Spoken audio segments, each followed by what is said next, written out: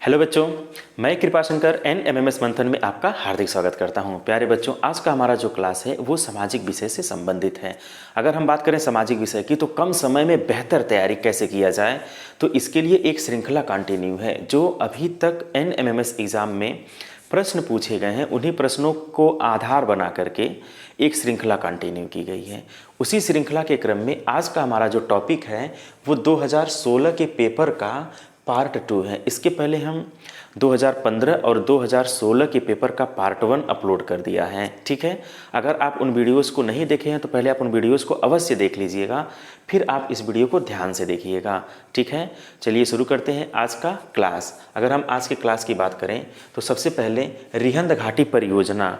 रिहंद घाटी परियोजना ये पूछा जाता है कि ये किस प्रदेश में है, तो रिहंद घाटी परियोजना उत्तर प्रदेश में है, यानी कि यूपी में है। तो इसको आप लिख लीजिएगा, रिहंद घाटी परियोजना उत्तर प्रदेश के सोनभद्र जिले में है। अगर जिला पूछा जाए, पहले तो आप बताइए कि ये उत्तर प्रदेश में है। अगर जिला पूछ लिया जाए तो किस जिले में है, सोनभद्र जिले में है। तो रिहंद घाटी परियोजना कहाँ पे है, सोनभद्र जिले में।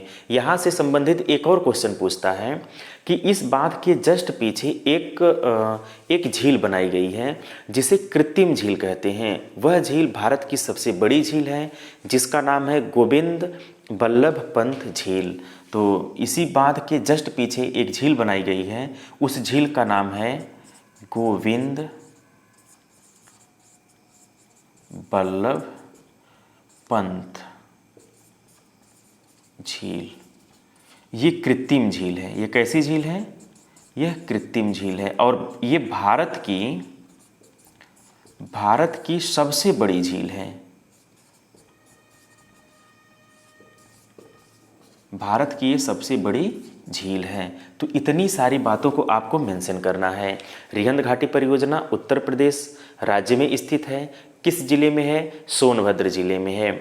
इसके पीछे कौन सी झील बनाई गई है, गोविंद बल्लभ पंत झील बनाई गई है, जो एक कृत्रिम झील है और ये भारत की सबसे बड़ी कृत्रिम झील है। ये भारत की सबसे बड़ी कौन सी झील है, अगर हम कृत्रिम झील की बात करें तो इससे बड़ी कोई झील अभी तक भारत में नहीं बनाई गई है। तो कृत्रिम झील में सबसे बड़ी झील है। ठीक है, तो रिहंद घाटी परियोजना से संबंधित जितने भी फैक्ट्स बन सकते थे उन सारे फैक्ट्स को मैं आपको बता दिया हूँ। यहाँ से अगर क्वेश्चन बनेगा तो आप आसानी से सॉल्व कर पाएंगे। चलिए, एक क्वेश्चन ये भी पूछा हुआ था 2016 के एग्ज़ाम में कि जायद की फसल क्या होती है। तो जायद की फसल की अगर हम बात करें, ध्यान से देखें, जायद की फसल ककड़ी होती है, खीरा होता है, तरबूज। तो ये जो फसलें होती हैं इसे जायद की फसल कहा जाता है। ककड़ी, खीरा, तरबूज, ये सब जो है ये जायद की फसल है। कि और रबी की फसल की बात करें तो ऐसी फसल जो गेहूं के बोने के समय बोया जाता है। ठीक है, उन फसलों को रबी की फसल कहा जाता है। धान के समय बोई जाने वाली जो फसलें होती हैं उनको खरीफ की फसल कहा जाता है। तो अगर हम रबी की फसल की बात करें तो आपको बिल्कुल क्लियर होना चाहिए कि गेहूं और उसके साथ जितने भी चीज़ें बोई जाती हैं उसे रबी की फसल कहा जाता है। धान के साथ जितनी भी चीज़ें बोई जाती हैं उन्हें खरीफ की फसल कहा जाता है। और गर्मियों में जायद की फसल के समय जायद की फसल की बात करें तो ककड़ी और तरबूज, ठीक है, तो इस तरह के जितने फ्रूट्स होते हैं उन्हें जायद की फसल कहा जाता है। ठीक है, तो काफ़ी आसान है। इसे यहाँ से क्वेश्चन कभी कभी बन जाता है, तो आपको ये चीज़ें पता होनी चाहिए। और इसके बाद जो है अगर हम बात करें थियोसॉफिकल सोसाइटी की, ध्यान दें, थियोसॉफिकल सोसाइटी जो है यह एक धार्मिक संस्था है। ठीक है, विश्व स्तर पर सबसे पहले 1875 ईस्वी में, ध्यान दीजिएगा, 1875 ईस्वी में न्यूयॉर्क में, 1875 ईस्वी में न्यूयॉर्क में थियोसॉफिकल सोसाइटी की स्थापना किया गया था। किसने किया था, तो अगर हम बात करें कि 1875 ईस्वी में थियोसॉफिकल सोसाइटी की स्थापना किसने किया था, तो HP ब्लावेनटस्की, HP ब्लावेनटस्की, HP ब्लावेनस्की ने किया था। और इनके साथ इनका सहयोगी कौन था? इनका सहयोगी कर्नल अलकाट थे। इनका सहयोगी कौन था? Colonel Olcott. नाम आप अच्छे से लिख लेंगे।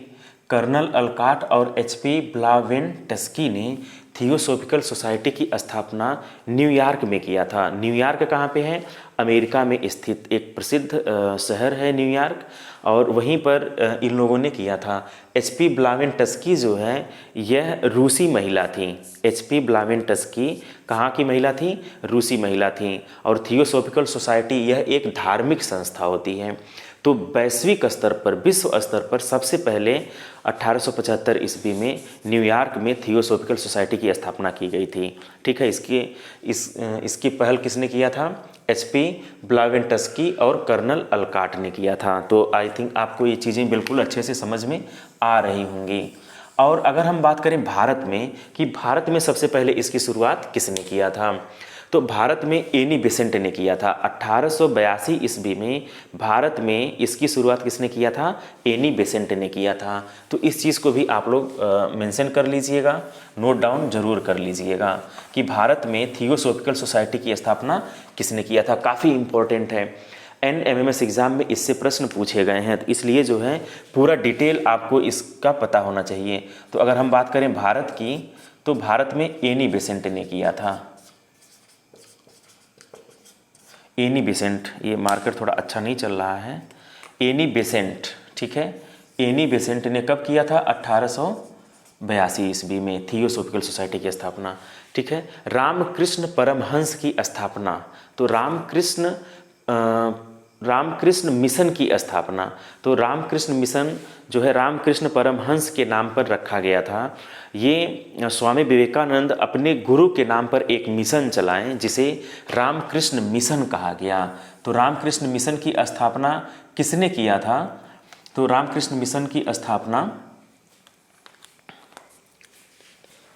रामकृष्ण मिशन की स्थापना की अगर हम बात करें तो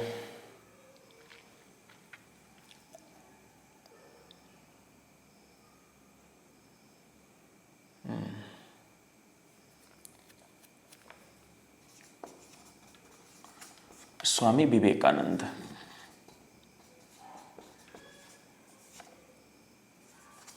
स्वामी विवेकानंद जी ने रामकृष्ण मिशन की स्थापना किया था। ठीक है, तो काफ़ी इम्पोर्टेंट है रामकृष्ण मिशन की स्थापना किसने किया था? स्वामी विवेकानंद जी ने किया था। यह अपने गुरु के नाम पर एक मिशन चलाएं और इसी मिशन पर इन्होंने काम भी किया था।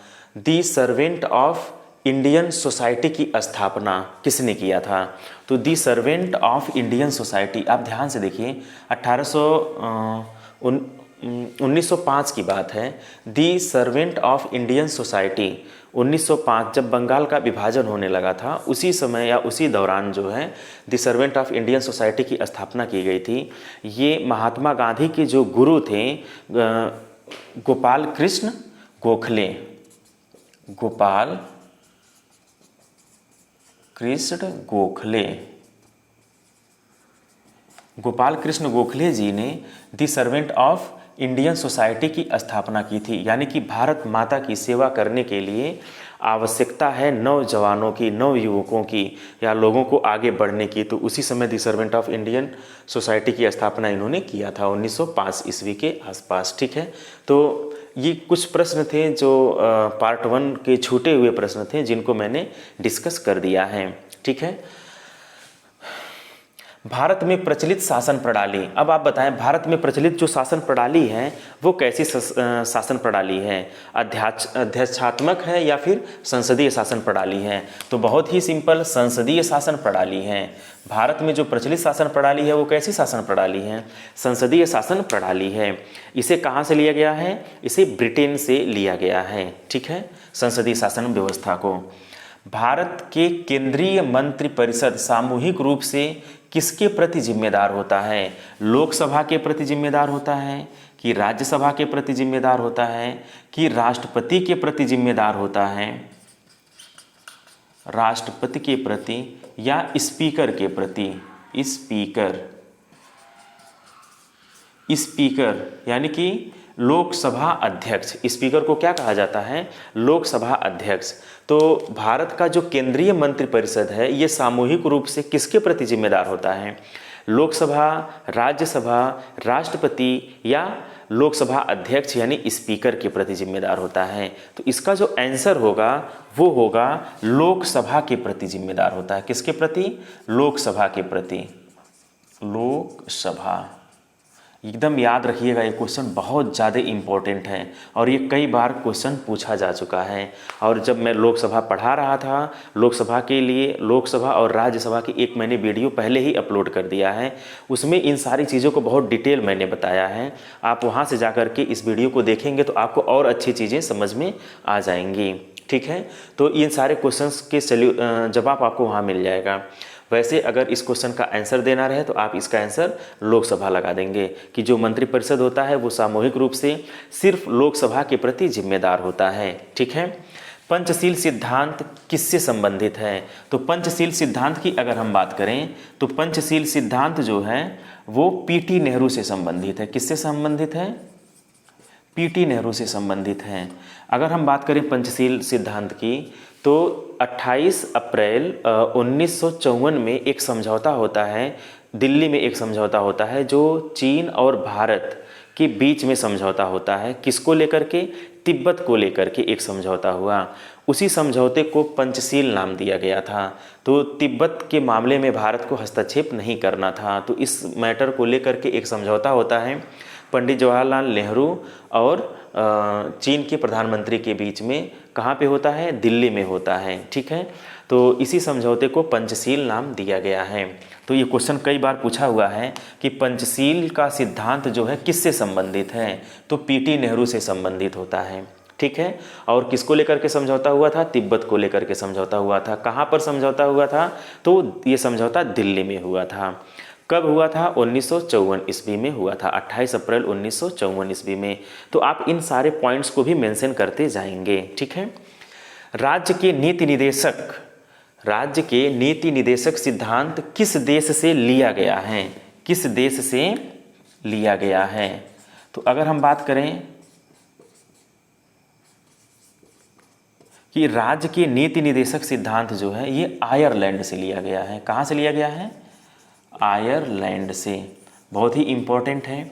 इसके लिए मैं एक वीडियो पहले ही अपलोड कर दिया हूँ, आप उस वीडियो को देख लीजिएगा कि कौन सा तत्व किस देश से लिया गया है। पूरा डिटेल मैं उसको बताया हूँ, वहाँ से जाकर के आप देखेंगे तो भारतीय संविधान में जो भी प्रमुख चीज़ें थी वो किसी न किसी देश से लिया गया था और उसमें संशोधन करके हमारा जो संविधान सभा थी वो अपनाया था। ठीक है, तो इस पर मैंने एक वीडियो अपलोड कर दिया, आप उस वीडियो को भी ध्यान से देख सकते हैं, तो वहाँ से बहुत सारी चीज़ें आपकी क्लियर हो जाएंगी। तो नीति निदेशक सिद्धांत किस देश से लिया गया है? आयरलैंड से लिया गया है। कौन सा भाग मौलिक अधिकार का उल्लेख करता है? तो भाग 3 जो है वो मौलिक अधिकार का उल्लेख करता है। तो यहाँ पे आप लिख सकते हैं भाग 3। भाग 3 में किसका है? मौलिक अधिकार है। और नीति निदेशक तत्व तो किस भाग में है? नीति निदेशक तत्व की अगर हम बात करें तो वो भाग 4 में है। तो नीति निदेशक तत्व तो भाग 4 में है और मौलिक अधिकार जो है वो भाग 3 में है। यहाँ से क्वेश्चन अक्सर बन जाता है, तो आपको ये चीज़ें पता होनी चाहिए। भाग 2 में नागरिकता का प्रावधान है या नागरिकता संबंधी प्रावधान का वर्णन किया गया है। और भाग 1 में क्या है कि भारत जो है वो राज्यों का संघ होता है। तो मतलब भारत राज्य और केंद्र शासित प्रदेश से संबंधित चीज़ें भाग 1 में हैं। राज्यसभा का सभापति कौन होता है? बहुत ही ज़्यादा इम्पोर्टेंट ये क्वेश्चन है। अगर हम बात करें राज्यसभा का सभापति कौन होता है, तो राज्यसभा का सभापति उपराष्ट्रपति होता है। उपराष्ट्रपति। राज्यसभा का सभापति कौन होता है? उपराष्ट्रपति होता है। ठीक है, उपराष्ट्रपति को जो वेतन मिलता है, वेतन और भत्ते जो मिलते हैं वो उपराष्ट्रपति के रूप में कार्य करने से नहीं मिलते हैं, बल्कि वो राज्यसभा का सभापति होने के नाते उनको जो वेतन और भत्ता मिलता है वो मिलता है। अब एक चीज़ बिल्कुल क्लियर कर लीजिएगा कि जब भी उपराष्ट्रपति की बात आए तो उपराष्ट्रपति को वेतन और भत्ते किस रूप में मिलते हैं? उपराष्ट्रपति के रूप में मिलते हैं कि राज्यसभा के सभापति के रूप में मिलते हैं? तो इसका आंसर हो जाएगा कि राज्यसभा के सभापति के रूप में उपराष्ट्रपति को वेतन मिलता है। ठीक है, अगर राष्ट्रपति की अनुपस्थिति में उपराष्ट्रपति यदि राष्ट्रपति बन जाता है या राष्ट्रपति का कार्यभार अगर संभालता है या उनके दायित्वों का निर्वहन करता है, तो ऐसे समय में जो वेतन और भत्ते जो राष्ट्रपति का होता है वो उपराष्ट्रपति को मिलने लगता है। ठीक है, जो सुख सुविधाएं जितनी भी होती हैं वो सारे आपको उपराष्ट्रपति को मिल जाती हैं, यानी कि राष्ट्रपति के बराबर। ठीक है, लेकिन उपराष्ट्रपति के रूप में उपराष्ट्रपति को कोई वेतन नहीं मिलता है। इनको जो वेतन मिलता है वो किस रूप में मिलता है? राज्यसभा के सभापति के रूप में। वर्तमान में उपराष्ट्रपति का वेतन कितना है? 4 लाख रुपए प्रति माह है, प्लस वेतन और भत्ते हैं, और ये उनको सभापति के रूप में, राज्यसभा के सभापति के रूप में ही इनको मिलता है। ठीक है, तो यहाँ से ये क्वेश्चन काफ़ी इम्पोर्टेंट होता है और इसे आप अच्छे से समझ लीजिए ताकि भविष्य में ऐसे क्वेश्चन आए तो उसमें गलती ना हो। ठीक है, संघ सूची में कौन सा विषय सम्मिलित नहीं है? मैं इसके लिए जब सूची हम पढ़ा रहे थे तो उस समय पूरा डिटेल हम बताए थे कि संघ सूची में कितने विषय हैं, राज्य सूची में कितने विषय हैं और समवर्ती सूची में कितने विषय हैं। ठीक है, कौन कौन से विषय समवर्ती सूची में हैं, कौन कौन से विषय संघ सूची में हैं, कौन कौन से विषय राज्य सूची में है, इसका मैं पूरा डिटेल पढ़ा दिया हूँ। सूची 7वीं अनुसूची में रखा गया है और आप सूची वाले प्लेलिस्ट में पहले आप जाइए, राज्यसभा में सूची आप ढूंढिए और वहाँ से आप इस टॉपिक को पढ़ सकते हैं। पूरा डिटेल मैं इसे पढ़ाया हूँ। तो संघ सूची में कौन सा विषय सम्मिलित नहीं है? तो अगर हम बात करें शिक्षा की और वन की, तो शिक्षा जो है यह समवर्ती सूची का विषय होता है। शिक्षा किसका विषय होता है? समवर्ती सूची का विषय होता है, इसलिए इसे संघ सूची में नहीं रखा जाएगा। बाकी रेलवे, रक्षा और बैंक ये संघ सूची का विषय है, लेकिन अगर हम बात करें शिक्षा की तो यह समवर्ती सूची का विषय है। ठीक है, सुरक्षा परिषद में अस्थायी सदस्यों की संख्या क्या है? तो ये क्वेश्चन पूछा हुआ था 2015 के भी एग्ज़ाम में, यानी कि NMMS 2015 में भी ये क्वेश्चन आया हुआ था, लेकिन ये क्वेश्चन इस रूप में था कि सुरक्षा परिषद में अस्थायी सदस्यों की संख्या यहाँ पूछा जा रहा है और वहाँ पर अस्थायी सदस्यों की संख्या।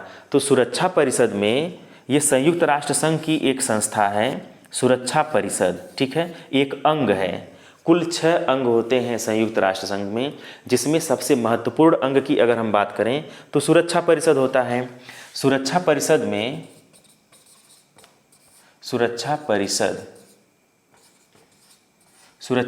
में कुल 15 सदस्य होते हैं। कितने सदस्य होते हैं? सुरक्षा परिषद में कुल 15 सदस्य होते हैं। इसे 2 भाग में बांट दिया जाता है, एक 10 और एक 5। तो जो 10 होता है वो अस्थायी होता है और 5 अस्थायी सदस्य हैं। ठीक है, 5 अस्थायी सदस्य हैं। कौन कौन से अस्थायी सदस्य हैं इसको भी मैंने बता दिया है। तो अस्थायी सदस्य में USA हो गया, चीन हो गया, ब्रिटेन हो गया, फ्रांस हो गया, रूस हो गया, ये 5 जो हैं वो अस्थायी सदस्य हैं। ठीक है, और अस्थायी सदस्य कुल 195 सदस्य संयुक्त राष्ट्र संघ में, 193 सदस्य जो हैं संयुक्त सदस्य देश हैं संयुक्त राष्ट्र संघ के, जिसमें से बारी बारी से अस्थायी सदस्य में सबका नंबर आता है, लेकिन ये 5 फिक्स होते हैं अस्थायी सदस्य। ठीक है, तो यहाँ पे क्या क्वेश्चन था कि सुरक्षा परिषद में अस्थायी सदस्यों की संख्या कितनी है? तो अस्थायी सदस्यों की संख्या कितनी है? 10 है। ठीक है, आप इसे मेंशन कर लीजिएगा। प्रसिद्ध गिर वन कहाँ स्थित है? तो प्रसिद्ध गिर वन जो है वो गुजरात में स्थित है। गुजरात। तो प्रसिद्ध गिर वन कहाँ स्थित है? गुजरात में स्थित है। इसे आप नोट कर लीजिएगा। सबसे चमकीला ग्रह, सबसे चमकीला ग्रह की अगर हम बात करें तो जो सबसे चमकीला ग्रह होता है वो शुक्र होता है। सबसे चमकीला ग्रह क्या होता है? शुक्र होता है। और सूर्य से सबसे नज़दीक का ग्रह कौन होता है? सूर्य से सबसे नज़दीक का जो ग्रह होता है वो बुध होता है। तो सूर्य से सबसे नज़दीक का ग्रह बुध है। सबसे चमकीला ग्रह क्या है? शुक्र है। ठीक है ना। तो ये सारे क्वेश्चंस 2016 के पेपर में पूछे हुए क्वेश्चंस थे। मैं सारे क्वेश्चन को अच्छे से डिस्कस कर दिया है।